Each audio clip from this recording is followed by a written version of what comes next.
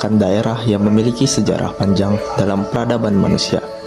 Perkembangan peradaban di Bangka dipengaruhi oleh faktor geografis, sumber daya alam, dan interaksi dengan berbagai kerajaan serta kekuatan kolonial. Sejak zaman prasejarah, Bangka telah dihuni oleh manusia. Bukti arkeologi berupa artefak batu dan tembikar menunjukkan adanya aktivitas manusia purba di wilayah ini. Kehidupan masyarakat saat itu masih bergantung pada alam, dengan berburu dan meramu sebagai cara bertahan hidup. Pada abad ke-7 hingga ke-13, Bangka menjadi bagian dari Kerajaan Sriwijaya yang berpusat di Sumatera Selatan. Letaknya yang strategis menjadikan Bangka sebagai jalur perdagangan maritim yang penting.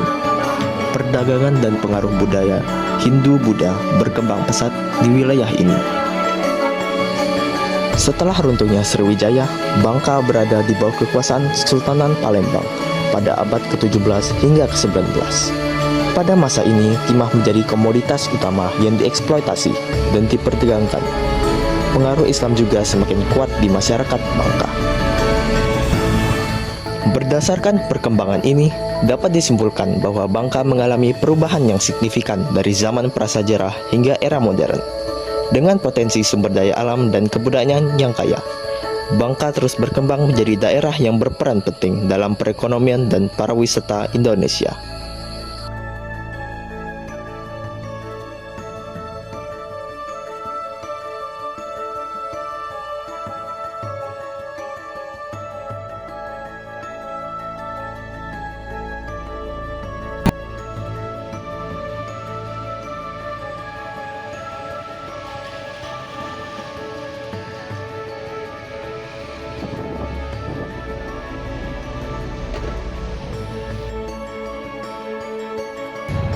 Sejarah Pangkal Pinang tidak bisa dilepaskan dengan keberadaan Masjid Jami Pangkal Pinang. Masjid Jami tersebut pertama kali dibangun pada tanggal 3 Syawal 1355 Hijriah atau bertepatan dengan 18 Desember 1936 dengan bentuk bangunan semi permanen dengan fondasi yang cukup kuat, berlantai semen, berdinding papan, dan beratap genteng. Bila dilihat dari atas berbentuk seperti piramida, lebar di sebelah bawah, mencius di bagian tengah dan atasnya. Uniknya, pembangunan masjid ini dilakukan oleh masyarakat secara gotong royong. Demikian pula, renovasi masjid dilaksanakan oleh masyarakat dengan melibatkan semua unsur baik sipil maupun militer. Bangunan dana berasal dari partisipasi masyarakat yang ada di Pulau Bangka, para pengusaha muslim dan non-muslim, dan perusahaan tambang timah Bangka. Menurut cerita masyarakat setempat, setiap unsur bangunan masjid memiliki makna filosofis. Salah satu keunikan masjid ini adalah antara tangga depan yang berbentuk setengah lingkaran dengan atapnya dihiasi oleh tiang penyangga ukuran kecil berjumlah 5 tiang, bisa diartikan sebagai rukun Islam. Kemudian, antara tembok depan atapnya dihiasi tiang penyangga kecil sebanyak 6 buah, 3 sebelah kanan dan 3 sebelah kiri, dapat diartikan sebagai rukun iman. Masuknya Islam ke Bangka Belitung berkaitan erat dengan jalur perdagangan di Selat Malaka dan aktivitas dakwah para pedagang serta ulama di Arab, Gujarat, dan Persia pada abad ke-7 hingga ke-15 Masehi. Berikut beberapa faktor utama yang memengaruhi penyebaran Islam di Bangka Belitung. 1. Perdagangan dan dakwah. Bangka Belitung merupakan jalur strategis dalam perdagangan rempah-rempah dan timah. Pedagang Muslim dan Arab, Gujarat, dan Tiongkok Muslim seperti Laksamana Cheng Ho berperan dalam mengenalkan Islam kepada penduduk setempat. Melalui interaksi perdagangan, ajaran Islam mulai diterima oleh masyarakat, terutama para pemimpin lokal. 2. Pengaruh Kesultanan Palembang.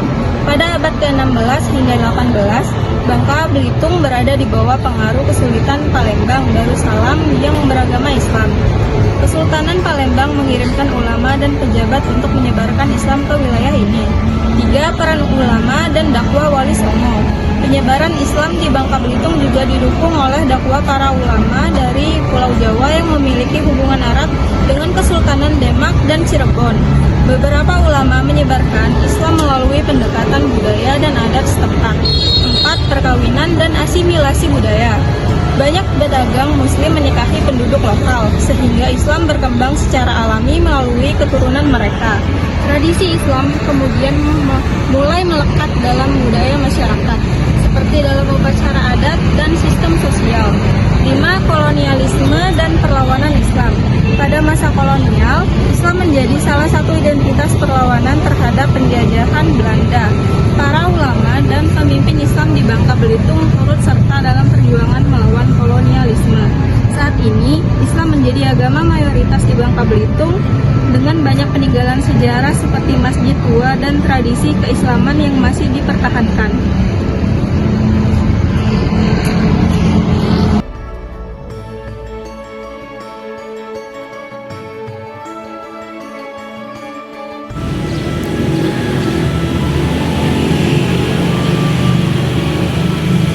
Kami berada di Gereja Katolik Santo Yosef dan saya ingin menceritakan sejarah agama Katolik dan sejarah berdirinya gereja ini. Gereja ini didirikan pada 5 Agustus 1934 oleh Residen C.C. Mai dengan kepemimpinan Pastor Peter Banter SSCC. Pembangunan gereja ini merupakan respon terhadap meningkatnya jumlah umat Katolik di Bangka Belitung yang membutuhkan tempat ibadah yang lebih representatif. Gereja ini menjadi pusat kegiatan keagamaan dan pastoral bagi umat Katolik di wilayah tersebut. Masuknya agama Katolik ke Bangka Belitung. Agama Katolik pertama kali masuk ke Bangka Belitung pada tahun 1830 melalui seorang tabib Tionghoa bernama Sen Ong Nyi. Ia tiba di Sungai Selan dan mulai menyebarkan ajaran Katolik di kalangan masyarakat setempat. Peran gereja dalam pendidikan dan kebudayaan. Selain berfungsi sebagai tempat ibadah, Gereja Katolik Santo Yosef juga memiliki kontribusi besar dalam bidang pendidikan dan kebudayaan. Gereja ini menjadi pelopor dalam mendirikan sekolah-sekolah Katolik pertama di Bangka Belitung, sebelum lembaga pendidikan lainnya berkembang.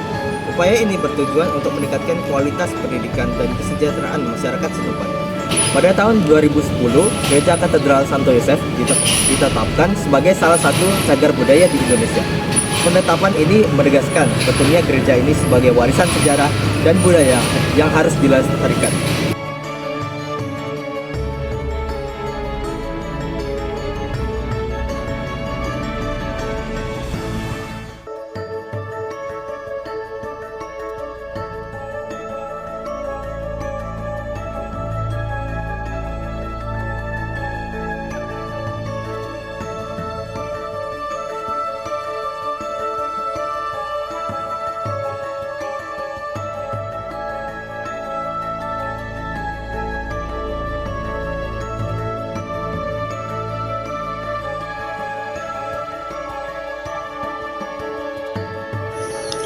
Kain cuel berasal dari Bangka Belitung dan telah ada sejak abad ke-18.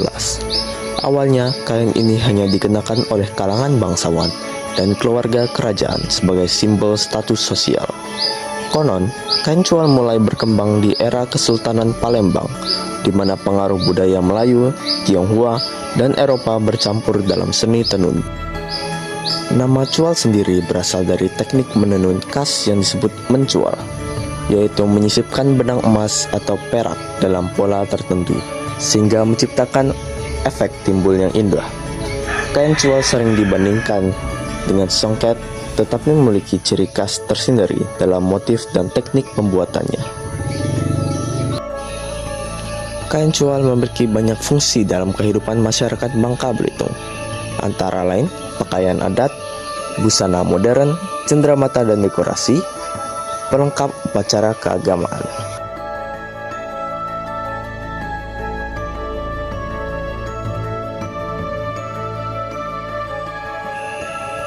Upacara adat nganggung adalah tradisi khas masyarakat Melayu yang berkembang di daerah Bangka Belitung. Tradisi ini dilakukan dengan cara membawa dulang atau nampan besar, berisi aneka makanan ke masjid atau tempat pertemuan secara bersama-sama. Makanan yang dibawa biasanya terdiri dari nasi, lauk pauk, kue tradisional, dan buah-buahan. Nganggung dilaksanakan pada momen-momen penting seperti Maulid Nabi, Isra Miraj, atau menyambut bulan Ramadan. Suasana dalam upacara ini sangat kental dengan nilai-nilai kekeluargaan dan kebersamaan. warga saling berbagi dan bergotong royong sebagai wujud rasa syukur kepada Tuhan. Selain sebagai kegiatan keagamaan, Ngangung juga menjadi simbol kuatnya persatuan dan pelestarian budaya lokal. Tradisi ini mencerminkan nilai-nilai luhur seperti solidaritas, kepedulian sosial, serta penghormatan terhadap warisan leluhur.